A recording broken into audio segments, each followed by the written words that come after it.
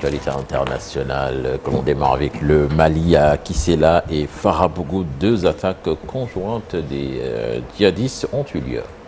Les civils de Farabougou, Cheikh Tidiane, une ville située au centre du Mali, ont dû fuir au petit matin du 19 août dernier après une attaque de djihadistes lourdement armés contre un camp de l'armée malienne. Simultanément, une autre base militaire proche de la capitale Bamako, cette fois-ci, a été prise pour cible. Des civils et des militaires ont été tués et des dizaines de soldats pris en otage selon TV5 Monde. Cheikh Tidiane, restons au Mali en mai dernier. Par décret présidentiel, plus de 290 formations politiques avaient été dissoues par la junte. Les formations politiques, surtout celles de l'opposition, avaient engagé via des avocats des procédures pour obtenir l'annulation de cette décision.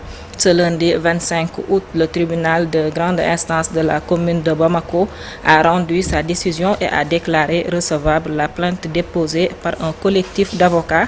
La demande d'annulation et de la dissolution de tous les partis politiques est désormais juridiquement sur la table du juge. Direction maintenant au Sahel où Washington mise sur le commerce pour renouer avec les juntes. En effet, depuis l'arrivée de l'administration Trump, les États-Unis affichent désormais une nouvelle approche, faire de la diplomatie commerciale un axe central de son engagement en Afrique. Ces dernières semaines, plusieurs hauts responsables américains se sont succédés à Bamako, Ouagadougou et Niamey.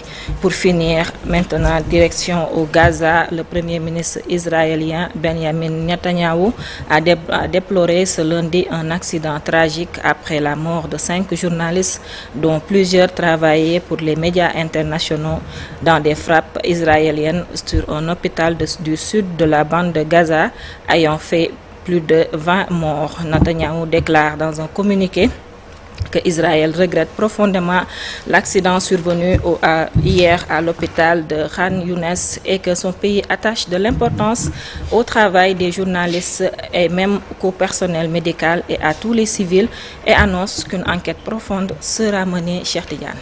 Merci Sofna Kia, on te retrouve dans une demi-heure pour d'autres actualités.